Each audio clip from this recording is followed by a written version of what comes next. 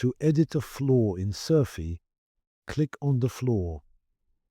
Then, in the context menu, ask to change the floor, and then you can change its name.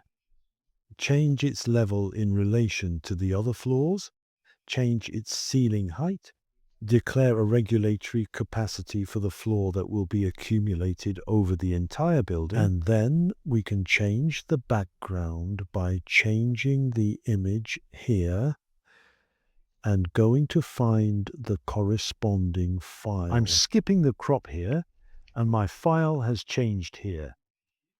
I'll be able to save it to get a base map without furniture in Surfy. But I can also copy this URL and paste it in a new browser tab so that you can retrieve my base map and save it as a location of your choice.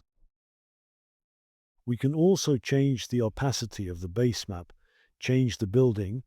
It means that a floor of a scenario that has been validated, we will be able to take back this floor, and simply by changing its building, you can transfer it to the flagship.